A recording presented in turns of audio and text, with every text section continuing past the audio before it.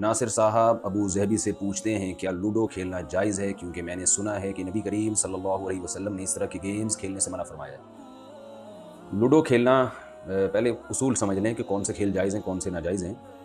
کھیل جو کھیلا جاتا ہے اس کا بنیادی مقصد ہے ذہنی تفریح، کیونکہ رسول اللہ صلی اللہ علیہ وسلم نے ارشاد فرمایا، صحیح حدیث ہے، الا کل لہو باطل، ہر کھیل باطل ہے، یعنی ناجائز ہے، باطل ہے کا مطلب یہی ہے، الا ثلاث، مگر تین کھیل۔ ان تین کھیلوں میں آپ نے فرمایا زوجہ کے ساتھ دل لگی کرنا، گھڑ سواری اور تیر اندازی۔ تو یہ جو تین میں حصر ہے، مقصد تین نہیں ہے، مطلب یہ کہ جو اس نوعیت کے کھیل ہوں گے جس سے فائدہ ہے، جس سے معاشرے میں سدھار پیدا ہوتا ہے، یا آپ کو ذہنی تفریح ملتی ہے، یا وہ جہاد میں میدان جنگ میں کام آتی ہیں وہ چیزیں، تو کوئی بھی مفید کھیل ہوگا تو ہم اس کو کہیں گے کہ جائز ہے، اور جو کھیل مفید نہیں ہے، اس کے فائدے کے بجائے نقصان ہے، تو وہ کھیلنا جائز ہے۔ اب اسی پر تمام کھیلوں کو پرکھ لینا چاہیے۔ میں نے بتایا کہ کھیل کا مقصد ہوتا ہے کہ اہم کاموں سے انسان تھکتا ہے تو ایسی تفریح کے کام کرتا ہے جس سے ذہن کو تازگی ملے۔ تو ایسے کھیل جس میں ذہن کو تازگی ملنے کے بجائے ذہن تھک رہا ہو اس میں آپ کا، جیسے شطرنج ہے، اس میں آپ کا دماغ تھک جاتا ہے، یعنی شطرنج کھیلنے کے بعد آپ کسی اور کام کے قابل آپ کا دماغ کم از کم کئی گھنٹوں تک نہیں رہتا، کیونکہ اتنا زیادہ اس میں دماغ استعمال ہوتا ہے۔ تو دماغ کا تو کام یہ تھا کہ اسے یعنی تفریح پہنچا کے پھر آپ مفید کاموں میں دماغ جیسی اہم نعمت کو آپ خرچ کریں۔ آپ نے دماغ جیسی اہم نعمت ہی ایک ایسے کھیل میں خرچ کر دی جس میں آپ کا دماغ تھک چکا ہے اور وہ اب اہم کاموں کے قابل نہیں رہا، تو وہ کھیل کے مقصد ہی کے خلاف ہے۔ تو اس لیے ایسا کھیل کھیلنے کی شریعت میں گنجائش نہیں ہے۔ اسی وجہ سے بعض صحابہ کرام سے شطرنج کی حرمت منقول ہے، جو شطرنج کی عدم جواز منقول ہے۔ البتہ ان لوگوں کے لیے شطرنج کھیلنے کو جائز قرار دیا گیا ہے جن کو میدان جنگ میں لڑنا ہو اور ان کو جنگی تدبیروں میں مہارت پیدا کرنی ہو۔ امام شافعی رحمہ اللہ تعالیٰ سے شطرنج کا جواز انہی لوگوں کے لیے منقول ہے کہ جو جنگی ٹریننگ کے لیے شطرنج کھیلنا چاہتے ہوں، یعنی تاکہ ہم شطرنج کی جو چالیں ہوتی ہیں اس میں آپ کا دماغ جو ہے وہ تھکتا تو ہے، لیکن ساتھ ساتھ آپ کو جو ہے وہ دشمن کے خلاف لڑنے کے لیے کیا کیا چالیں استعمال ہونی چاہیے، ان چالوں کا بھی کچھ تجربہ پیدا ہوتا ہے آپ کو۔ تو جس کو عملی طور پر پریکٹیکلی واقعی فائدہ ہو رہا ہے اس کے لیے تو جائز ہوگا، جس کو فائدہ نہیں ہو رہا ہے، جیسے کہ عام طور پر لوگوں کو فائدے کے بجائے نقصان ہوتا ہے، بہت ٹائم اس میں کھپایا جاتا ہے، بہت سارے مفید کام آپ اس میں کر سکتے تھے جو آپ اس کھیل میں ضائع کر دیتے ہیں اور دماغ کو کھپا دیتے ہیں۔ تو شطرنج یا اس سے ملتے جلتے کھیل جس میں دماغ تھکتا ہے وہ ناجائز ہے۔ اس کے علاوہ جو کھیل ہیں جس سے ذہنی تفریح ہوتی ہے، جیسے لوڈو کھیلنا جو ہے، اس میں کوئی دماغ نہیں تھکتا، اس میں تو وہ چھکا آ گیا تو پار ہو گئے، کبھی اس نے پیٹ دی آپ کی گوٹی، کبھی آپ نے اس کی گوٹی پیٹ دی، تو اس میں یہ فی نفسی یہ مباح ہے، یعنی جائز کھیل ہے۔ اور اگر اس کے پیچھے اچھے مقاصد ہیں تو مستحب بھی ہوگا، یعنی کوئی مقصد آپ کا یہ ہے کہ میرا دماغ تھوڑا سا فریش ہو جائے گا تو میں پھر مفید کاموں میں اپنے دماغ کو لگاؤں گا، تو اس نیت سے اگر آپ کھیلتے ہیں تو امید ہے کہ کچھ ثواب بھی مل جائے اللہ کی طرف سے۔ یا گھر میں اپنے بچوں کے ساتھ آپ لوڈو کھیل لیتے ہیں تاکہ تھوڑا سا گھر میں ایک محبت کا ماحول پیدا ہو جائے، بچے بھی خوش ہو جائیں گے ان چیزوں سے۔ بچے بہت خوش ہوتے ہیں جب دیکھتے ہیں کہ وہ گھر کے سربراہ کو ہمارے ساتھ وہ کھیل کود میں شریک ہیں۔ تو اگر اس نیت سے کوئی کھیلے تو بھی ٹھیک ہے، ان کو اللہ تعالیٰ سے امید ہے کہ ثواب ملے گا۔ تو ایسے تمام کھیل، کیرم بورڈ ہے، لوڈو ہے، یہ وہ تمام کھیل ہیں جو جن کی گنجائش ہے کھیلنے کی۔ لیکن جو آج کل ویڈیو گیم آ رہے ہیں، اس میں بچوں کی نظر بھی خراب ہوتی ہے، ٹائم بھی بہت ویسٹ ہوتا ہے اور اس کا کوئی فائدہ بھی نہیں ہوتا۔ تو میں یہ نہیں کہہ رہا کہ یہ ویڈیو گیم حرام ہے، لیکن بہرحال یہ کراہت سے خالی نہیں ہے، مکروہ ہے، ناپسندیدہ ہے، کیونکہ ان میں ٹائم ویسٹنگ ہے، وقت کا بہت زیادہ ضیاع ہے، آنکھیں خراب ہوتی ہیں بچوں کو۔ یہ جو ریڑھ کی ہڈی ہے آپ کی، جو اس کے جو مہرے ہیں، ان میں فرق پیدا ہو جاتا ہے۔ جو بچے موبائل پہ لگے رہتے ہیں نا گردن نیچے کر کے، ان کے جوائنٹ میں مسئلہ ہو جاتا ہے۔ تو ان کھیلوں کو بہرحال مکروہ قرار دیا جائے گا اور ناپسندیدہ قرار دیا جائے گا، ان کی حوصلہ شکنی کی جائے گی۔ جیسے کہ پہلے والدین اپنے بچوں کو ویڈیو گیم نہیں کھیلنے دیتے تھے، منع کرتے تھے ان کو، آج تو بالکل ماں باپ کھیل رہے ہوتے ہیں، وہ بچوں کو کیا روکیں گے، کیونکہ وقت کی قدر ہی ختم ہو گئی ہے۔ الوقت انفس ما عنیت بحفظه واراہ اسهل ما علیک یضیع۔ شاعر نے کہا کہ وقت سب سے وہ قیمتی چیز ہے جس کو تو ضائع کرتے ہے۔ الوقت انفس ما علیک یضیع، سب سے قیمتی ترین چیز اللہ نے جو انسان کو دی ہے وہ وقت دیا ہے، جو ایک دفعہ جانے کے بعد کبھی بھی واپس نہیں آتا۔ یہ ایسا ظالم ہے کہ جب چھنتا ہے نا، کچھ بھی ہو جائے یہ واپس نہیں ملنے گا آپ کو۔ وَأَرَاهُ أَسْهَلَ مَا عَلَيْكَ يَضِيعُ، الْوَقْتُ أَنْفَسُ مَا عَنِيتَ بِحِفْظِهِ۔ جتنی چیزوں کو آپ محفوظ رکھ سکتے ہیں ان میں سب سے قیمتی چیز وقت ہے، جس کی آپ کو حفاظت کرنی چاہیے۔ لیکن شاعر اپنا دکھڑا بیان کر رہا ہے کہ لیکن میں دیکھتا ہوں کہ سب سے زیادہ سستی چیز تو نے وقت کو سمجھ لیا ہے اور اس کو ضائع کرنا تیری نظر میں سب سے آسان کام ہو گیا ہے۔ تو یہ اس طرح کے جو گیمز ہیں، ویڈیو گیم جو کمپیوٹر پہ کھیلے جا رہے ہیں، ان میں تو بہت وقت ضائع ہوتا ہے، بہت وقت برباد ہوتا ہے اور حاصل کچھ بھی نہیں ہوتا، ذہنی تفریح بھی نہیں ملتی ان سے۔ تو اس لیے ایسے کھیلوں کا بائیکاٹ کرنا چاہیے۔ اور میں نے بتایا کہ شطرنج تو بالکل ہی ناجائز ہے۔ تو ہاں، یہ لوڈو وغیرہ میں ذہنی تفریح ہوتی ہے تھوڑی دیر کے لیے، بچوں کے ساتھ اگر آپ کھیل لیں، دوست احباب کی کوئی محفل لگ جائے وقتی طور پر، تو ذہنی تفریح کا سبب بن جاتی ہیں یہ چیزیں، اور اس میں بہت زیادہ انہماک بھی نہیں ہوتا۔ تو یہ کھیل کھیلنے کی اسلام میں گنجائش ہے۔ باقی ویڈیو گیم کا بائیکاٹ کریں، بچوں کو روکیں اس سے، اور دوسرے جو کھیل تاش ہے یہ کھیلنا جائز نہیں ہے. جوا لگا کے کھیلنا وہ کسی صورت میں جائز نہیں ہے, چاہے وہ جائز کام بھی ہو, لیکن جوئے کی صورت میں وہ حرام ہو جائے گا, ناجائز ہو جائے گا.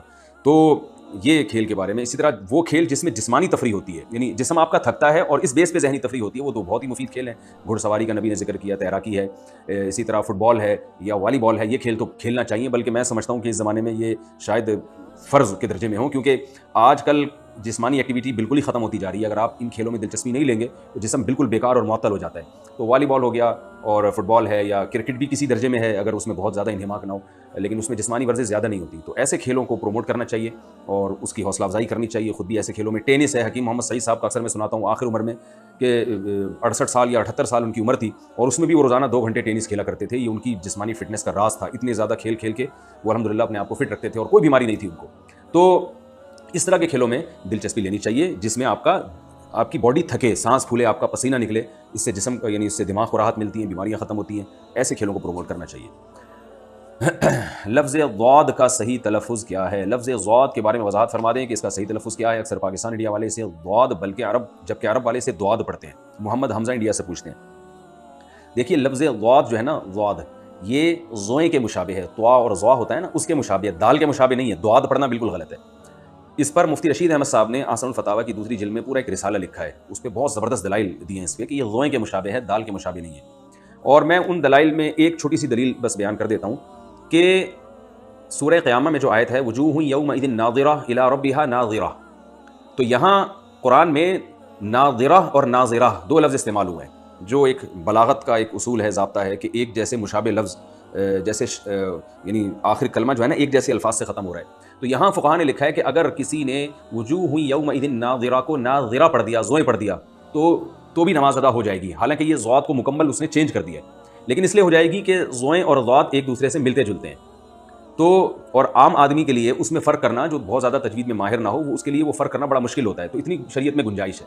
اگر لفظ ضاد دال کے مشابہ ہوتا تو پھر فقہاء لکھتے ہیں کہ ناظرہ کو کسی نے نادرہ پڑھ دیا تو اس کو گناہ نہیں ملے گا اور نماز ادا ہو جائے گی, اس لیے کہ دال اور ضاد ایک دوسرے کے مشابہ ہیں. لیکن نہ, فقہاء نے یہاں یہ لکھا ہے کہ ضاد کو غا اگر پڑھ دیا کسی نے اور اس کے لیے مشکل ہو رہی تھی تو نماز ادا ہو جائے گی. اس سے صاف پتہ چلتا ہے کہ لفظ ضاد جو ہے وہ زوئیں غا کے مشابہ ہیں. طوا کے اوپر جب نقطہ ڈالتے ہیں نا, ضا اس کے مشابہ ہے, نہ کہ دال کے مشابہ. نادرہ پڑھنا یا ضاد پڑھنا یہ ہماری رائے میں غلط ہے. لیکن بہرحال اس مسئلے میں پہلے بھی بڑی لڑائیاں ہوئی ہیں اور بڑے پھڈے بازیاں ہوئی ہیں. تو یہ آپ کو اگر یہ رائے سمجھ میں آتی ہے, اصل فتاوی میں اس کے بہت تفصیل سے آپ کو پورا رسالہ مفتی رشید احمد صاحب نے اس پر لکھا ہے, اور زمانہ ماضی کے بڑے بڑے قراء کے حوالے بھی دیے انہوں نے, اور بہت مضبوط دلائل دیے ہیں.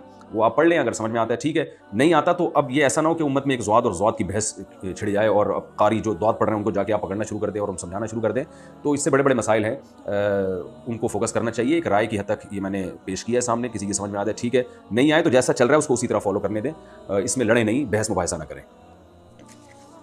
اسلامک بینکنگ کے کار اجارہ کا حکم. عبداللہ صاحب کراچی سے پوچھتے ہیں, میرا سوال اسلامک بینکنگ کی کار اجارہ کے بارے میں, کیا یہ اسلامی کس طرح ہے اور کنونشنل بینکنگ سے مختلف کس طرح ہے؟ نیز اگر میزان بینک سے میں گاڑی لیتا ہوں تو وہ مجھے تکافل دیتے ہیں, کیا وہ میرے لیے لینا جائز ہوگا یا نہیں؟ بھائی کنونشنل بینک سے اور یہ جو میزان بینک کا کار اجارہ ہے یا اسلامک بینکوں میں بہت فرق ہے. اس میں کنونشنل بینک تو آپ کو قرضہ دے گا, وہ آپ کی بلا سے آپ جو مرضی کریں, اور اگر وہ گاڑی آپ کو گاڑی دیتا ہے تو وہ بینک خود گاڑی خرید کے آپ کو بیچے گا, اور پھر قسطیں وقت پہ ادا نہیں ہوں گی تو سود لگتا چلا جائے گا اس کے اوپر, اور وہ بینک کے پروفٹ میں شامل ہوگا وہ سود. تو کنونشنل بینکوں میں یہ 2-3 طریقے رائج ہیں, اس سے ملتے جلتے اور بھی ہیں جو بالکل وہی ہیں, یعنی خالص سود ہے وہ. پھر وہ گاڑی جب آپ کی ضبط کرتا ہے تو سارے پیسے آپ کے ہڑپ کر لیتا ہے, اگر آپ نے قسطیں ادا نہیں کی وہ پینلٹی کے نام سے کھا جاتا ہے, وہ اپنے پروفٹ میں شامل کرتا ہے. جبکہ اسلامک بینک کیا کرتا ہے کہ آپ کو گاڑی خرید کے وہ مرابحتاً بیچ دیتا ہے, کیش پہ پیمنٹ کر کے گاڑی خریدتا ہے اور پھر آپ کو مہنگی کر کے بیچ دیتا ہے. یہ بالکل جائز ہے. مہنگی کر کے بیچنے کے بعد بعض دفعہ تو ایسا کرتا ہے کہ بیچتا نہیں ہے بلکہ گاڑی خریدنے کے بعد آپ کو رینٹ پہ دے دیتا ہے, تو وہ رینٹ آپ ادا کرتے رہتے ہیں اور ساتھ ساتھ گاڑی خریدتے بھی رہتے ہیں. گاڑی کے یونٹ مختلف کر دیے جاتے ہیں اور وہ یونٹ آپ جو ہے نا خریدتے رہتے ہیں کرائے کے ساتھ, اور اسی حد تک گاڑی کے مالک بنتے چلے جاتے ہیں, اور ساتھ ساتھ قسطیں پھر اسی حساب سے کم ہوتی چلی جاتی ہیں. اور بعض دفعہ ایسے بھی ہوتا ہے, بینک یوں بھی کرتا ہے, کیونکہ ابھی مختلف بینکوں میں مختلف طریقے رائج ہیں, یہ بھی ہوتا ہے کہ وہ آپ کو مہنگے داموں قسطوں میں بیچ دیتا ہے, اور وہ یہ آپ سے کہتا ہے کہ آپ نے اگر قسط بر وقت ادا نہیں کی تو میں آپ سے پینلٹی لوں گا, لیکن وہ پینلٹی میرے پروفٹ میں شامل نہیں ہوگی, وہ اس کا صدقہ کیا جائے گا. اور یہ امام مالک رحمہ اللہ تعالیٰ کے مسلک میں یہ اس کی اجازت ہے کہ اگر کوئی شخص وقت پہ پیمنٹ نہ کرے اور آپ اس کو اس کا پابند بنا سکتے ہیں کہ تم پر یہ لازم ہے کہ تم نے وقت پہ پیمنٹ نہیں کی تو تم غریبوں پہ صدقہ کرو گے اتنا اماؤنٹ, تاکہ تمہیں سزا ملے. تو چونکہ اب لوگوں کو ایسے چھوڑا نہیں جا سکتا, آپ اگر کسی کو کہہ دیں کہ آپ نے یعنی کھلے عام بینک اس طرح گاڑیاں دے اور کہے کہ پیمنٹ وقت پہ ادا کر دینا, نہیں کی تو کوئی سزا نہیں ہے, تو پھر کوئی بھی ادا نہیں کرے گا. یہ پریکٹیکلی یعنی آپ کر کے دیکھ لیں, 1000 میں شاید کوئی ایک آدھو جو پیمنٹ ادا کر دے, تو کوئی نہ کوئی سزا لگانی ضروری ہے. تو وہ امام مالک کے قول سے لیا گیا ہے کہ جو ہے وہ آپ پہ جرمانہ لگے گا، لیکن وہ جرمانہ بینک کا پروفٹ نہیں ہوگا. تو کنونشنل بینک میں اور اسلامک بینک میں بڑا فرق یہ ہے کہ یہ پینلٹی اسلامک بینک اپنے پروفٹ میں شامل نہیں کر سکتا کسی بھی صورت میں، اور وہ جو کنونشنل بینک ہیں وہ اس پینلٹی کو اپنے پروفٹ میں شامل کرتے ہیں. اور پھر اس کے علاوہ بھی بہت سارے فروق ہیں. میں اس پر مستقل ایک بیان میں اسلامک بینکنگ اور کنونشنل بینکنگ میں فرق پر ایک میرا پورا بیان تفصیل سے ڈیٹیل سے میں ریکارڈ کرا چکا ہوں. یوٹیوب پہ آپ سرچ کریں گے، میرا نام لکھ کے، تو وہ پورا ڈیٹیل میں بیان آ جائے گا، وہ آپ سن لیجیے. تو وہ صدقہ کیا جاتا ہے، پھر وہ سال میں وہ لاکھوں کروڑوں کی رقم جو جرمانے کی مد میں جمع ہوتی ہے وہ سب چیریٹی ہو جاتی ہے وہ رقم، تو وہ بینک کے پروفٹ میں شامل نہیں ہوتا. اچھا بھائی، کیا بلیک بورڈ سے حدیث مٹانا علامات قیامت ہے؟ اہلیہ قاسم گجرات سے پوچھتی ہے. مدرسہ میں بورڈ کے اوپر چاک سے حدیث لکھتے ہیں اور بعد میں اسے مٹا دیتے ہیں، کیا یہ گناہ ہے؟ کیا یہ قیامت کی نشانی ہے؟ نہیں بھائی، جب حدیث لکھی ہے تو مٹائی بھی جا سکتی ہے. ظاہر ہے وہ وائٹ بورڈ تو اسی کام کے لیے کہ اس پہ طلبہ کو کچھ لکھ کے سمجھایا جائے، پھر اس کو مٹا دیا جائے، پھر کوئی دوسری چیز لکھ دی جائے، پھر مٹا دی جائے، پھر تیسری چیز لکھ دی جائے. اگر اس طرح سے مٹانا آپ حرام قرار دے دیں گے وہ تو وائٹ بورڈ پھر سارا، یعنی آپ پھر حدیث تو لکھ ہی نہیں سکتے. پھر یہ ہوگا کہ وہ وائٹ بورڈ جب بھر جائے گا حدیثوں سے دوسرا وائٹ بورڈ لا کے لگائیں گے یا پھر تیسرا لگائیں گے، تو وائٹ بورڈ کا بزنس تو دنیا میں بہت پھیل جائے گا. اس کے علاوہ مسلمان کسی اور کام کے نہیں رہیں گے. تہجد کا صحیح وقت کیا ہے؟ تہجد کے اوقات کے بارے میں تفصیل سے بتا دیں. یہاں 4 بجے فجر کی اذان ہوتی ہے، کیا ہم 3:30 بجے اٹھ کر تہجد پڑھ سکتے ہیں؟ کیا اس سے ہمیں تہجد کی فضیلت حاصل ہو جائے گی؟ سہرش کشمیر سے پوچھتی ہیں. تہجد کا جو وقت ہے نا، وہ رات کا آخری حصہ بہتر وقت ہے.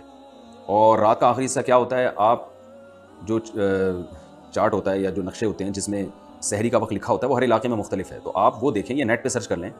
نیٹ پہ ایسی اپلیکیشن آتی ہیں جو ڈاؤن لوڈ کر لی جائیں تو آپ کو پتہ چل جائے گا کہ صبح صادق کب شروع ہو رہی ہے.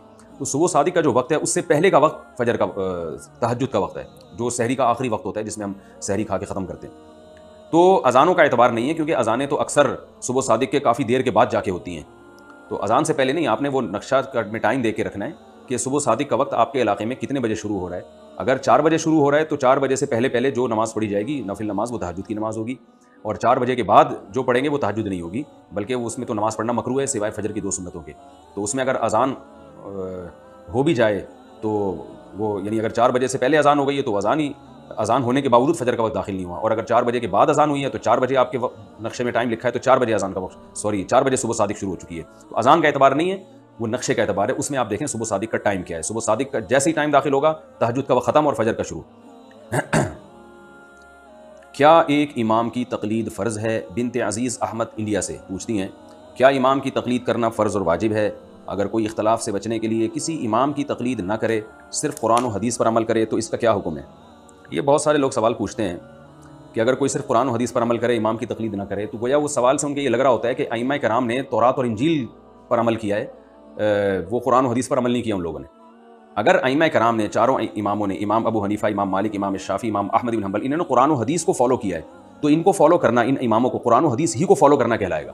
ان کو فالو کرنا یہ نہیں ہے کہ آپ قرآن و حدیث کے علاوہ کسی اور چیز کو فالو کر رہے ہیں. تو اصل بات یہ ہے کہ قرآن و سنت کو فالو کرنے کے 2 طریقے ہیں.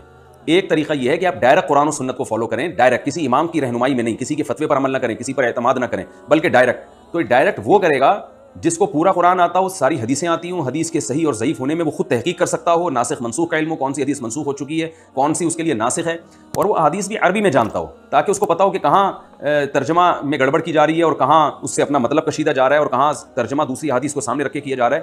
تو یہ تمام چیزیں جس کو اس میں صلاحیت ہوگی، ایسا شخص براہ راست قرآن و حدیث پر عمل کرے گا، جس کو مجتہد کہا جاتا ہے.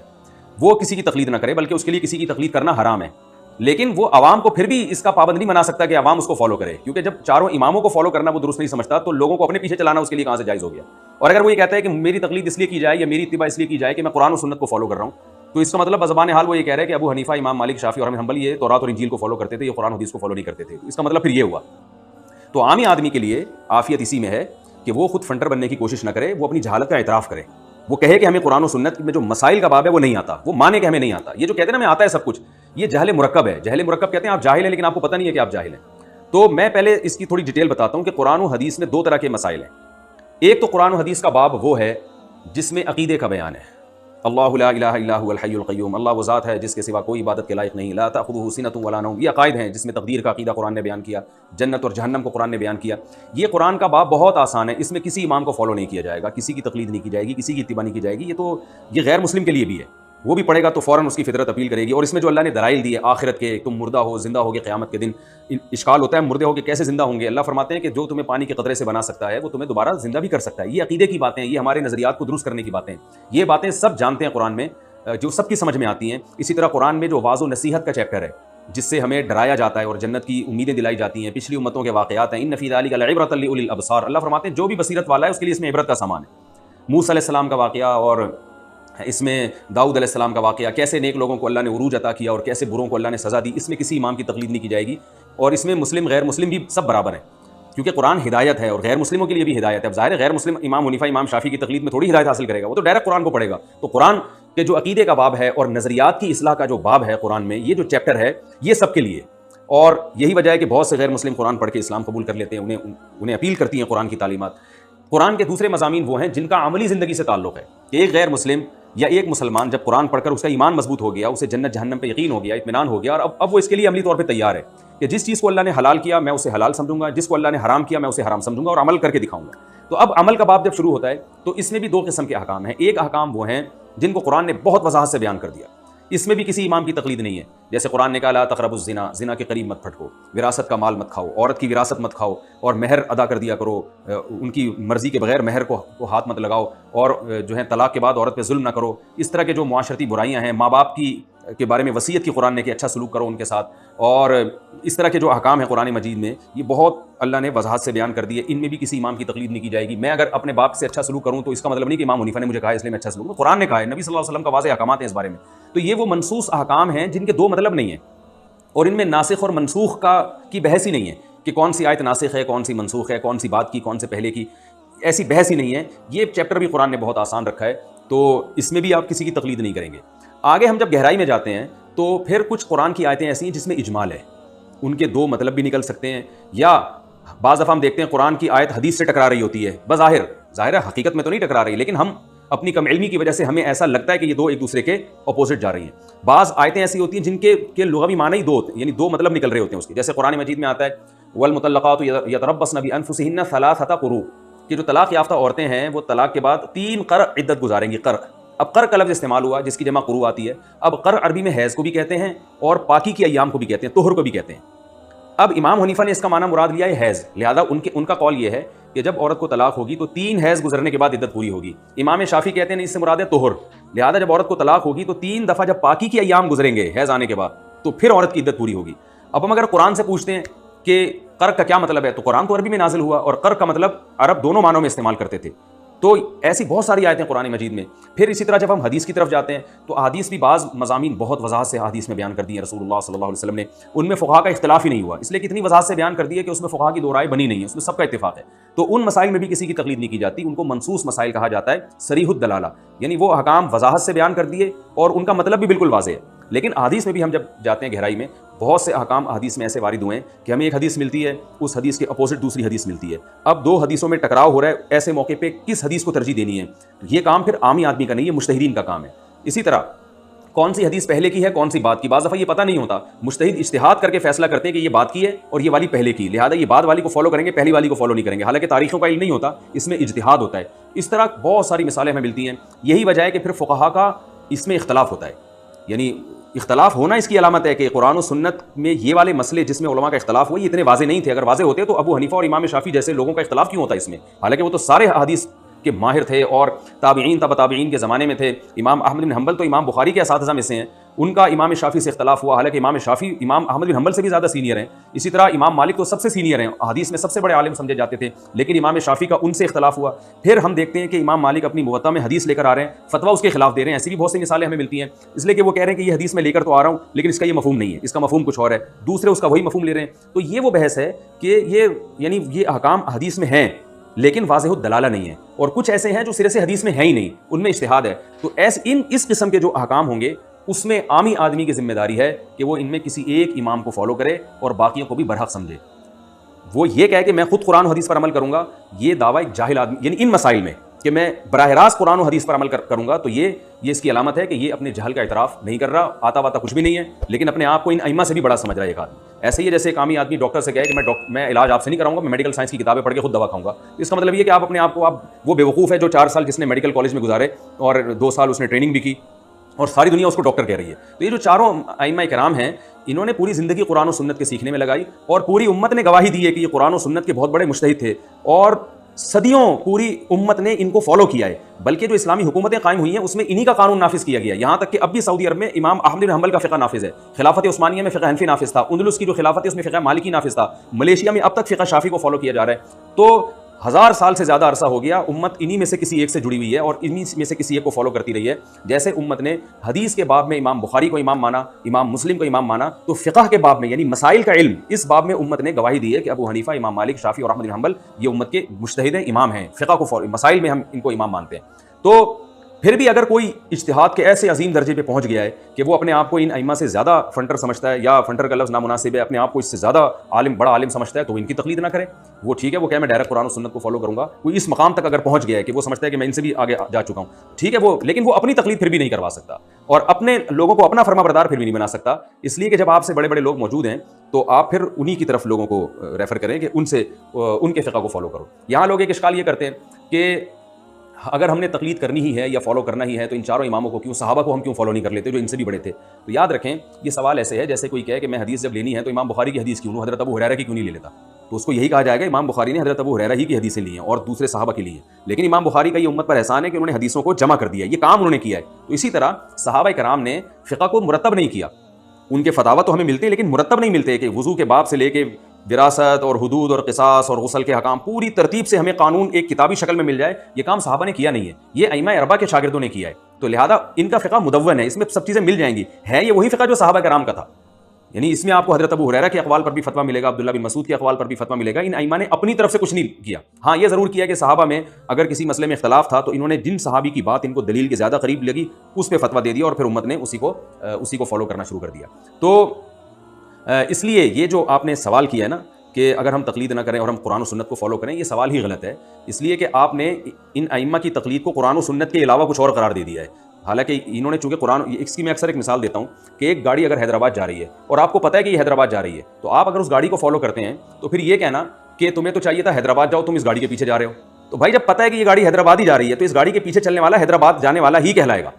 حیدرآباد جانے کے دو طریقے، ایک یہ کہ کسی کو حیدرآباد کا راستہ معلوم ہے وہ ڈائریکٹ جائے، جس کو معلوم نہیں ہے تو وہ اس گاڑی کے پیچھے چلے جس کو حیدرآباد کا راستہ معلوم ہے۔ نہ آپ کو خود معلوم حیدرآباد کا راستہ، نہ آپ اس گاڑی کے پیچھے چل رہے ہو جس کو حیدرآباد کا راستہ معلوم ہے، تو اس کا مطلب ہے آپ جا ٹھٹھا رہے ہو، لیبل اس پہ آپ حیدرآباد کا لگا رہے ہو۔ تو نہ آپ کو پورا قرآن و سنت خود آتا ہے اور نہ ایسی کی تقلید کر رہے ہو جس کو آتا ہے، اس کا مطلب یہ کہ آپ قرآن و سنت کو فالو نہیں کر رہے، آپ کچھ اور گمراہی پھیلا رہے ہیں، فرقواریت پھیلا رہے ہیں، لیبل اس پہ قرآن و سنت کا لگا رہے ہیں۔ تو قرآن و سنت کو فالو کرنے کے دو ہی طریقے ہیں، براہ راست یا کسی کی اتباع، اور یہ دونوں طریقے قرآن سے ثابت ہیں۔ قرآن مجید میں اللہ تعالیٰ کا ارشاد ہے اتبعوا ما انزل الیکم من ربکم، اللہ نے جو قرآن نازل کیا اس کو فالو کرو، یہاں براہ راست فالو کرنے کا حکم۔ دوسرے مقام پہ قرآن میں آتا ہے واتبع سبیل من اناب الی، اس شخص کو فالو کرو جو میرے راستے پہ چل رہا ہے، یہاں شخصیت کا واسطہ درمیان میں آ گیا۔ ظاہر ہے ایک ہی جیسا خطاب، دو الگ الگ قسم کے خطاب ایک آدمی کو نہیں کیے جا سکتے کہ براہ راست چلنے کا بھی کہا جا رہا ہو اور کسی کو فالو کرنے کا بھی کہا جا رہا ہو۔ تو یقیناً یہ دو الگ الگ قسم کے لوگوں کو خطاب ہے، جن کو پورا قرآن اور پوری سنت آتی ہے وہ ڈائریکٹ قرآن اور سنت پہ چلیں گے، جن کو نہیں آتی تو وہ ان کے پیچھے چلیں گے جن کو آتی ہے۔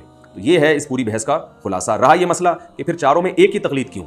بھائی جس کو چاہو کر لو تقلید، چاروں میں ایک اس لیے ہے کہ اس سے خواہشات کا دروازہ بند ہوتا ہے۔ یاد رکھیں ہر چیز قرآن میں صراحتاً نہیں ہوتی، اشارتاً بھی ہوتی ہے۔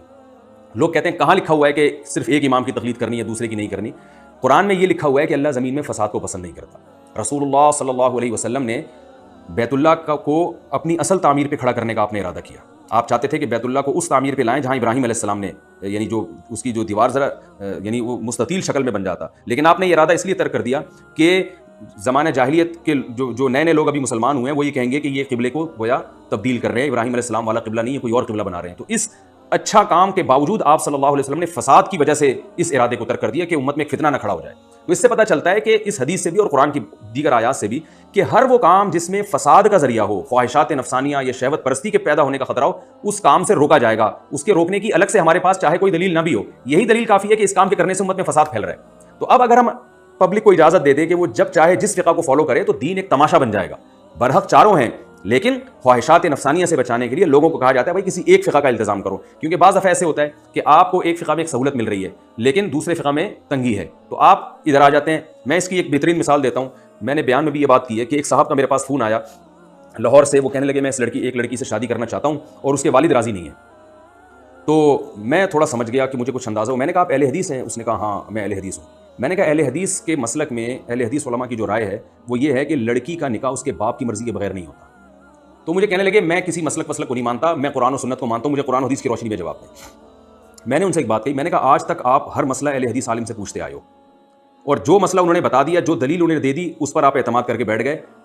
اس پوری زندگی میں آپ نے کبھی مجھ سے کسی مسئلے کے لیے رابطہ نہیں کیا کہ جی مفتی صاحب آپ بتائیں کہ یہ ہمارے اہل حدیث نے جو یہ فتویٰ دیا ہے یہ قرآن و سنت کی روشنی میں درست ہے یا نہیں. میں نے کہا اسپیسیفک اس فتوے کے بارے میں آپ کو قرآن و سنت کا خیال کیوں آ رہا ہے؟ یقیناً یہ شہوت پرستی ہے کہ آپ کو جب 3 طلاق کو ایک کہنا تھا تو اہل حدیث کے فتوے کو فالو کیا. اب کوئی لڑکی سے عشق ہو گیا اور وہ جناب آپ کو بہت زیادہ پسند آ رہی ہے اور اس میں ابا راضی نہیں ہے, تو یہاں فقہ حنفی کے مفتیوں سے فتویٰ لیا جا رہا ہے. یہ شہوت پرستی ہے, اس کو کوئی بھی حلال نہیں کہتا.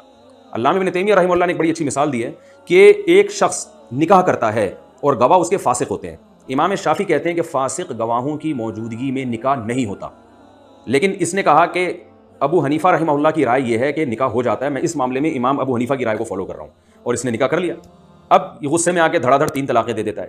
اب 3 طلاقیں دینے کے بعد تو امام شافعی بھی کہہ رہے ہیں نکاح ختم ہو گیا, امام ابو حنیفہ بھی کہہ رہے ہیں, لیکن یہ کہتا ہے کہ امام شافعی کے فقہ کے مطابق تو میرا نکاح سرے سے ہوا ہی نہیں تھا کیونکہ گواہ فاسق تھے. جب نکاح ہی نہیں ہوا تو یہ عورت اجنبی ہے, لہٰذا 3 یا 10 بھی دے دی تو کچھ بھی نہیں ہوا, لہٰذا میں دوبارہ سے نکاح کر سکتا ہوں. تو یہ پریکٹیکلی یہ فساد ہونے لگا تھا, اور یہ حقیقت ہے. آپ وضو کر کے آئے اور کسی عورت کو آپ کا ہاتھ لگ گیا. امام شافعی کہتے ہیں عورت کے ہاتھ لگنے سے ہی آپ کا وضو ٹوٹ گیا. آپ کہتے ہیں میں امام حنیفہ کے فقہ کو فالو کرتا ہوں, ان کے نزدیک ہاتھ لگنے سے وضو نہیں ٹوٹتا. تھوڑی دیر میں آپ کا بلڈ نکلا, خون نکل کے بہہ گیا. اب لوگ کہہ رہے ہیں بھائی آپ وضو کرو دوبارہ, کیونکہ امام ابو حنیفہ جن کو آپ ابھی فالو کر رہے تھے ان کی رائے کے مطابق تو آپ کا وضو ٹوٹ گیا. وہ کہتے ہیں نہیں اس مسئلے میں امام شافعی کو فالو کر رہا ہوں. تو یہ تماشا بن جائے گا. جب ایک چیز کا آپ نے التزام کیا فساد سے بچنے کے لیے تو اسی کا آپ کو التزام کرنا پڑے گا. ہاں اسی فقہ کے بڑے علماء اگر گنجائش دیں, جیسے کہ ہر فقہ میں اس کی اجازت ہے کہ کچھ حالات میں آپ دوسرے فقی کے قول کو لے سکتے ہیں, دوسرے امام کے قول کو لے سکتے ہیں, ایسی کنڈیشن بھی ہیں. لیکن یہ علماء کو معلوم ہوتی ہیں کہ کس کنڈیشن میں آپ اپنا فقہ چینج کر سکتے ہیں, کس میں نہیں. تو اگر علماء ہی اجازت دیتے ہیں ان تمام اصول اور ضوابط کو سامنے رکھ کر, پھر تو ٹھیک ہے. عامی آدمی کو اس کی اجازت قطعی نہیں دی جا سکتی. اس سے دین تماشا بن جاتا ہے اور بن چکا ہے. ابھی ریسنٹلی چند دن پہلے کی بات ہے, ایک صاحب نے بیوی کو 3 طلاقیں دی. وہ میرے پاس آئے, میں ان کو بتایا طلاقیں ہو گئی ہیں. کہہ رہے میں نہیں مانتا, میں کسی عالم کو نہیں مانتا, مفتی کو نہیں مانتا. میں نے سعودی عرب کے فلاں مفتی کا فتویٰ ہے قرآن و حدیث کی روشنی میں, اور اس فتوے کے مطابق وہ بن باز کا حوالہ دے رہے تھے. شیخ عبدالعزیز بن عبداللہ بن باز جو سابق مفتی اعظم تھے, جن کے انتقال ہو گیا اللہ مغفرت فرمائے, ان کا فتویٰ ہے کہ 3 طلاقیں ہوتی ہیں اور وہ قرآن و حدیث کی روشنی میں فتویٰ ہے. میں نے کہا یہ جو چاروں اماموں کا فتویٰ ہے نا, ابو حنیفہ, مالک, شافعی, حنبلی, ان چاروں کا اور تمام صحابہ کا فتویٰ ہے کہ 3 ہوتی ہیں, اور یہ تورات انجیل کی روشنی میں نہیں ہے, یہ قرآن و حدیث کی روشنی میں. میں نے کہا یہ سارے صحابہ ایک طرف, چاروں امام ایک طرف, اور امت کا اجماع ایک طرف, اور ایک بن باز رحمہ اللہ اگرچہ بڑے عالم تھے لیکن پوری امت سے ہٹ کر وہ 2-4 آپ کو علماء ایسے ملیں گے جنہوں نے اس کے خلاف فتویٰ دیا. ان کی رائے کو لے رہے ہو آپ, کہہ رہے نہیں وہ قرآن حدیث پہ فتویٰ دیتے ہیں. اچھا میں نے کہا ٹھیک ہے بھائی, تو بن باز کا میں نے کہا پھر ایک اور فتویٰ بھی ہے, اس کو بھی فالو کریں. کہہ رہے ہیں کیا ہے؟ میں نے کہا شیخ بن باز رحمہ اللہ تعالیٰ کا فتویٰ یہ ہے کہ اگر کوئی شخص جان بوجھ کر ایک نماز چھوڑ دے, وہ مرتد ہو گیا, کافر ہو گیا, اور اس کا بیوی سے نکاح ختم ہو گیا. تو میں نے کہا آپ بیوی کو رکھ لیں. مجھے پتا تھا یہ صاحب نمازی نہیں ہے. میں نے کہا جس دن آپ نے ایک نماز چھوڑی یا آپ کی بیوی نے نماز چھوڑی, آپ اسی وقت کافر ہو جائیں گے اور آپ کا نکاح ویسے ہی ختم ہو جائے گا. تو میں نے کہا اس میں تو پھر بھی گنجائش ہے کہ آپ کہیں اور شادی کر لیں, لیکن جو فتوے کو آپ لے رہے ہیں نا اس کے حساب سے انہی مفتی سے اگر دوسرا فتویٰ آپ لیں گے تو وہ بھی اس میں تو آپ کے لیے کوئی بھی دنیا میں عورت حلال نہیں ہوتی جب تک آپ پکے نمازی نہیں بن جاتے, اور آپ کی بیوی بھی پکی نمازی نہیں بن جاتی. اور مجھے پتا ہے کہ نمازی بننے کا آپ کا مستقبل قریب میں کوئی پروگرام نہیں ہے, اللہ کرے ہو جائے, لیکن لگتا نہیں ہے آپ کے حالات سے. تو وہ ہکا بکا ہو گیا, کہتے ہیں یار یہ والا فتویٰ میں نہیں مانتا, شیخ بن باز کا یہ فتویٰ میں نہیں مانتا, میں 3 طلاق کا فتویٰ مانتا ہوں کیونکہ یہ قرآن حدیث کی روشنی میں. میں نے کہا بھائی جان وہ جو انہوں نے کہا ہے نا کہ ایک نماز کا چھوڑ دینے والا کافر ہے, وہ بھی قرآن حدیث کی روشنی میں ہی کہا ہے. اس پہ ان کے پاس دلائل ہیں, وہ ہم نے نہیں یقین آتا تو میں وہ دلائل آپ کو پڑھ کے سناتا ہوں. اور میں نے کہا جو آپ حدیث پیش کر رہے ہو جس میں آتا ہے, صحیح مسلم کی حدیث ہے کہ نبی کے دور میں 3 طلاقیں ایک سمجھی جاتی تھیں, بالکل ایسے ہی الفاظ ہیں. عبداللہ بن مسعود کہتے ہیں ہم نبی کے دور میں کسی گناہ کو کفر نہیں سمجھتے تھے سوائے نماز چھوڑنے کو. نماز چھوڑنے کو ہم کفر سمجھتے تھے کہ نماز چھوڑنے والا کافر ہو جاتا ہے. تو میں نے کہا بالکل اسی جیسے الفاظ ہیں, تو لیکن نہیں مانے. تو یہ ہے شہوت پرستی, ایک مسلک کو فالو کرنے کا. اسی لیے کہا جاتا ہے کہ چاروں فقہ حنفی, مالکی, شافعی, حنبلی بالکل درست ہیں, بالکل برحق ہیں, اجتہادی اختلاف ہے. رسول اللہ صلی اللہ علیہ وسلم نے ارشاد فرمایا مجتہد جب اجتہاد کرتا ہے اگر وہ درست رائے تک پہنچے تو 2 اجر, اگر غلطی کرے تو بھی 1 اجر ملتا ہے. تو مجتہدین نے اپنی ثواب دید کے مطابق پوری ریسرچ کر کے امت کے سامنے پیش کر دی. اب امت کو مزید ریسرچ ان مسائل میں نہیں کرنی چاہیے, جدید مسائل میں ریسرچ کرنا چاہیے. جو مسائل حل ہو چکے ہیں ان میں سے آپ کسی بھی فقہ کو فالو کر لیں, یہ آپ کے لیے جنت میں جانے کا انشاءاللہ ذریعہ اور سبب ہوگا. اور اگر آپ نے دوبارہ قرآن و سنت کے نام پہ فروعی مسائل چھیڑے تو یہ قیامت تک حل نہیں ہوں گے. ان میں وہی پھڈا, وہی اختلاف اور اس سے امت متحد نہیں ہوگی. آپ نے جیسے بتایا نا کہ اختلاف سے بچنے کے لیے اگر کوئی کسی امام کی تقلید نہ کرے, اگر آپ تقلید نہیں کرتے کسی امام کی تو اختلاف کم نہیں ہوگا, بڑھے گا. کیونکہ ہر شخص اپنی تحقیق مارکیٹ میں لائے گا جیسے کہ لا رہا ہے, اور اس پہ قرآن و سنت کا لیبل, اور پھر ایک دوسرے کے خلاف طعن و تشنیع, ایک دوسرے کے خلاف کیچڑ اچھالنا, یہ جو کچھ ہمارے معاشرے میں ہو رہا ہے یہ تو ہوگا. اور بات یہ ہے کہ وہ پھر پورے طور پہ قرآن و سنت کو فالو بھی نہیں کرتے. ایک حدیث سامنے ہوتی ہے, دوسری سامنے نہیں ہوتی. ایک حدیث کو آپ صحیح سمجھ رہے ہیں, دوسرا امام اس حدیث کو صحیح سمجھ ہی نہیں رہا, یا ایک حدیث کو وہ صحیح سمجھ رہا ہے, آپ صحیح نہیں سمجھ رہے. تو یہ حدیث کی صحت کا اختلاف, اس میں بھی آپ کو تقلید ہی کرنی پڑتی ہے. پورے علماء نے رسالے لکھے ہیں اس پر کہ کون سی حدیث صحیح ہے کون سی ضعیف ہے. تو جب اتنی چیزوں میں آپ تقلید کر رہے ہیں تو مسائل میں بھی آپ ان علماء کی اگر تقلید کر لیتے ہیں جن پر پوری امت نے اعتماد کیا ہے تو یہ غلط نہیں ہے, شریعت کے بالکل اصولوں کے عین مطابق ہے. لوگ کہتے ہیں ہم اندھی تقلید نہیں کر سکتے, تو یاد رکھیں اندھی تقلید اس کی ہوتی ہے جس کے برحق ہونے پر آپ کو اطمینان نہ ہو. جیسے کہ مشرکین کیا کرتے تھے کہ جب ان سے کہا جاتا ہے کہ اپنے باپ دادا قرآن و سنت کو فالو کرو تو وہ کہتے تھے نہیں ہم اپنے باپ دادا کی اتباع کرتے ہیں. تو اللہ نے فرمایا اولو کان آباؤہم لا یعقلون شیئا ولا یہتدون, اگرچہ تمہارے باپ دادا نہ کچھ سمجھتے ہو نہ ان میں عقل ہو پھر بھی ان کو فالو کرو گے. اس میں قرآن نے بتا دیا کہ اگر باپ دادا سمجھدار ہوں اور عقل رکھتے ہوں اور سیدھے راستے پر ہوں تو ان کو بہرحال فالو کیا جائے گا. جیسے کہ یوسف علیہ السلام نے جیل میں کہا تھا واتبعت ملۃ آبائی, میں اپنے باپ دادا کی دین کی اتباع کرتا ہوں, ابراہیم اسماعیل اور اسحاق. تو پتہ چلا کہ اگر کسی امام کا دلائل سے برحق ہونا ثابت ہو جائے, یہ ثابت ہو جائے کہ یہ قرآن و سنت کو فالو کرتے ہیں, تو اس امام کو فالو کرنا قرآن و سنت ہی کو فالو کرنا کہلائے گا, یہ اندھی تقلید نہیں کہلائے گی. جیسے ایک میں نے وہی مثال جیسے دی کہ آپ حیدرآباد جا رہے ہیں تو آپ کو خود حیدرآباد کا راستہ معلوم نہیں ہے, آپ میں اتنی یعنی گوگل میپ کا استعمال نہیں آتا, یا آپ ایسی جگہ پر ہیں جہاں کوئی بتانے والا نہیں ہے, تو آپ کے پاس یہی راستہ ہے کہ بھائی یہ بس حیدرآباد جا رہی ہے تو اس کے پیچھے چلے جائیں. لیکن اگر آپ نے بس ایسے ہی کسی بس کے پیچھے چلنا شروع کر دیا, ایک آدمی نے بول دیا تھا حیدرآباد جا رہی ہے آپ اس کے پیچھے چل گئے, تو یہ اندھی تقلید ہے. لیکن آپ نے پوری تحقیق کر لی, ڈرائیور سے معلوم کیا اور بہت سارے لوگوں سے کی گواہی ہو گئی کہ بھئی یہ واقعی حیدرآباد ہی جا رہی ہے. اس 100% اطمینان کے بعد جب اس آپ بس کو فالو کریں گے تو پھر یہ تقلید اندھی نہیں کہلائے گی بلکہ یہ تقلید علی وجہ البصیرہ کہلائے گی, اور یہ عقل مند ہونے کی علامت ہوگی. تو آپ ساری دنیا کے علماء سے رابطہ کریں, ان سے پوچھیں کہ کیا ابو حنیفہ قرآن و سنت کو فالو نہیں کرتے تھے, کیا امام شافعی قرآن و سنت کو فالو نہیں کرتے تھے, کیا امام مالک قرآن و سنت کے علاوہ تورات اور انجیل کو فالو کرتے تھے, کیا امام احمد بن حنبل نے اسلام سے ہٹ کر کوئی نیا فقہ نکالا تھا. اگر علماء کہتے ہیں کہ یہ سب بدعتی تھے, انہوں نے نئی چیزیں نکالی ہیں دین میں, تو آپ ان کو فالو کریں گے تو یہ اندھی تقلید کہلائے گی. لیکن اگر ساری دنیا کے علماء اہل سنت والجماعت تو کہہ رہے نہیں بھائی انہوں نے اپنی بساط کے مطابق جتنی ریسرچ کر سکتے تھے انہوں نے قرآن حدیث پہ ریسرچ کر کے ہمارے سامنے پیش کی ہے, اور ان میں سے اگر کسی سے غلطی ہوئی ہے تو وہ اجتہادی غلطی ہے, وہ ایسی غلطی نہیں ہے جس پر ملامت ہو. اور اس اجتہادی غلطی کو پکڑنا بھی عامی آدمی کا کام نہیں ہے, بلکہ یہ غلطی بھی وہی پکڑ سکتا ہے جو انہی کے لیول کا آدمی ہو. تو پھر ایسی صورت میں اس کو فالو کرنا یقیناً 100% قرآن و سنت ہی کو فالو کرنا پڑے گا, یعنی فالو کرنا کہلائے گا. اور آخر میں ایک بات کر کے میں اس موضوع کو ختم کرتا ہوں کہ میں یہ کہتا ہوں کہ دیکھیں عامی آدمی بہرحال تقلیدی کرتا ہے, اگر وہ ان کی نہیں کرے گا تو آج کسی مولانا صاحب کی کر رہا ہوگا وہ, کیونکہ وہ مولانا صاحب یا جو عالم آپ کو بیٹھ کے حوالے پیش کر رہے ہیں آپ اکثر ان حوالوں کو دیکھتے نہیں ہیں جا کے کہ یہ ہیں بھی یا نہیں ہے. نمبر 2 وہ جو حدیث کا ترجمہ کر رہے ہوتے ہیں آپ وہ ترجمہ بھی نہیں جا کے دیکھتے. نمبر 3 اس حدیث کے خلاف بھی کوئی دوسری حدیث موجود ہے یہ بھی آپ نہیں دیکھ رہے ہوتے. تو یہ سارے کام کے باوجود آپ مقلد نہیں کہلاتے, حیرت اس پر ہے, حالانکہ آپ بہت زیادہ تقلید کر رہے ہوتے ہیں. تو میں یہ کہتا ہوں جب کرنی آپ نے تقلید ہی ہے تو پھر بہتر نہیں ہے کہ کسی بڑے امام اور مجتہد کی جائے. اور اہم بات یہ بھی ہے کہ بعض لوگ کہتے ہیں کہ بعض چیزیں ایسی ہیں جس میں امام حنیفہ کا قول بالکل صحیح حدیث کے خلاف ہوتا ہے اور اس میں تو کوئی لاجک بن ہی نہیں رہی ہوتی. یاد رکھیں ایسا اگر کوئی قول جس میں امام ابو حنیفہ کے شاگردوں کو یہ معلوم ہوا کہ یہ حدیث امام حنیفہ تک پہنچی نہیں تھی, اس لیے امام حنیفہ نے اس حدیث پہ فتویٰ ہی نہیں دیا, بعض دفعہ ایسے ہوا ہے, تو اس لیے نہیں ہوا کہ امام حنیفہ کو معاذ اللہ حدیث سے نفرت تھی, بعض دفعہ ایسے ہوا ہے کہ وہ حدیث امام ابو حنیفہ تک پہنچی نہیں, لہذا امام حنیفہ نے اس کے اگینسٹ فتویٰ دے دیا, شاگردوں تک پہنچ گئی. تو بعض لوگ ہمارے سامنے ایسے امام حنیفہ کے قول لے کر آتے ہیں, دیکھو حدیث میں کیا ہے, ابو حنیفہ کا قول اس کے خلاف ہے, تو تم پھر بھی ابو حنیفہ کی تقلید کر رہے ہو, حالانکہ ہم نہیں کر رہے ہوتے. ایسی صورت میں امام حنیفہ کے بہت سے اقوال ایسے تھے کہ امام صاحب تک وہ حدیث پہنچی نہیں یا وہ بالکل واضح الدلالہ تھی, تو اس میں پھر فقہ حنفی میں امام ابو حنیفہ کے قول کو چھوڑ دیا گیا ہے. اس کی بہت سی مثالیں ہیں. امام ابو حنیفہ رحمہ اللہ تعالیٰ کے نزدیک جو حربی کافر ہے اس سے سود لینا جائز ہے, حالانکہ فقہ حنفی میں علماء حنفیہ اس کی اجازت نہیں دیتے. وہ کہتے ہیں حربی سے بھی, جو جنگ جس سے ہو رہی ہو نا کافر سے, اس سے بھی سود لینا حرام ہے, اس سے بھی سودی لین دین حرام ہے. امام ابو حنیفہ کے ہاں ماں بچے کو 2.5 سال تک دودھ پلا سکتی ہے, فقہ حنفی میں 2 سال کے بعد دودھ پلانا جائز نہیں ہے. امام حنیفہ کے اس قول پہ فقہ حنفی میں فتویٰ نہیں دیا گیا. اور بہت ساری مثالیں میں پیش کروں گا تو وقت بہت زیادہ ہو جائے گا, جس میں ہم نے امام حنیفہ کے قول پر ہمارے مشائخ نے فتویٰ نہیں دیا. لیکن اس میں بھی ہم یہ کہتے ہیں کہ ایک عام جاہل آدمی کو یہ اختیار نہیں ہے کہ چند اردو کتابیں پڑھ لے یا یوٹیوب پہ چند کلپ دیکھ کر وہ خود سے فیصلہ کرتا پھرے کہ مجھے اس میں امام حنیفہ کے قول سمجھ میں نہیں آ رہا, میں اس میں فلاں قول کو فتویٰ. آپ جاہل ہیں, آپ اپنی جہالت کا اعتراف کریں, آپ کچھ بھی نہیں آتا. یہ کام مشائخ علماء پہلے کر چکے ہیں, اس سے فارغ ہو چکے ہیں. شافعی فقہ میں بھی بعض امام شافعی کے اقوال ایسے ہیں جس کو فقہ شافعی میں فالو نہیں کیا گیا. فقہ حنبلی میں بھی امام احمد بن حنبل کے بعض اقوال ایسے ہیں جس کو حنابلہ نے ان کو فالو نہیں کیا. امام مالک کے بھی بعض اقوال ایسے ہیں جن کو مالکیہ نے نہیں لیا. تو جو قول بالکل قرآن و سنت سے متصادم نظر آیا اس کی وجہ کچھ بھی ہو سکتی ہے, بڑی وجہ تو یہی تھی کہ وہ حدیث ان تک پہنچی نہیں, فتویٰ دیتے. تو اس میں آپ کو فنٹر بننے کی بالکل ضرورت نہیں ہے کہ آپ فیصلہ کریں. یہ کام علماء پہلے کر چکے ہیں, کیونکہ اسلام 1400 سال پہلے آیا ہے اور اس پہ ریسرچ کا کام صدیوں پہلے مکمل ہو چکا ہے. اب کسی نئے ریسرچر کو اٹھ کے امت میں فساد پیدا کرنے کی چندہ ضرورت نہیں ہے. اس سے امت میں جوڑ پیدا نہیں ہوگا بلکہ توڑ پیدا ہوگا. اور اتنی تقریر کے بعد بھی اگر آپ کو سمجھ میں نہیں آتا تو ٹھیک ہے بھائی, آپ ایک 5واں مسلک بنا لیں اور اس پہ قرآن و سنت کا لیبل لگا لیں. مقصد آپ کا بھی اگر اچھا ہے تو ہمیں کوئی اعتراض نہیں ہے, لیکن آپ گمراہ نہ کریں امت کو. جو ان مسالک میں سے کسی ایک کو فالو کر رہے ہیں ان کو یہ نہ کہیں کہ قرآن و سنت کو فالو نہیں کرتے. ٹھیک ہے آپ کی سمجھ میں نہیں آتا تو گن پوائنٹ پہ کسی کو مجبور نہیں کیا جا سکتا. جو بھی قرآن و سنت کو حجت مانتا ہے کسی بھی عنوان سے وہ ہمارا بھائی ہے اور کلمہ گو ہے. ہم اس سے محبت کے جو ہے وہ طلبگار ہیں. ہم اس سے نکاح کو جائز سمجھتے ہیں اور اس سے مالی لین دین کو جائز سمجھتے ہیں کہ کیونکہ اہل سنت والجماعت کے جو بنیادی عقائد ہیں اس میں اگر وہ ہمارے ساتھ شریک ہے. وہ بنیادی عقائد یہی ہیں: آخرت پر ایمان، تمام صحابہ سے محبت اور تمام محدثین اور بڑے بڑے فقہاء ہیں ان کا احترام کرنا جس میں ائمہ اربعہ بھی داخل ہیں. اور ان بنیادی چیزوں میں اگر وہ ہمارے ساتھ شریک ہے، ان بنیادی عقائد میں، تو فروعی اختلاف اگر ہو بھی جاتا ہے تو پھر ہم بہرحال اس کو گمراہ نہیں کہتے. لیکن ہماری رائے یہی ہے کہ اس زمانے میں کسی ایک کو فالو اگر آپ نہیں کریں گے تو امت میں جوڑ نہیں ہوگا بلکہ فساد پیدا ہوگا. لہذا جو بحثیں ہو چکی ہیں ان کی فائلوں کو سمیٹ دیا جائے، لپیٹ دیا جائے اور اب ان مسائل پہ کام کیا جائے جن پر پہلے کام نہیں ہوا. اللہ تعالیٰ عمل کی توفیق عطا فرمائے.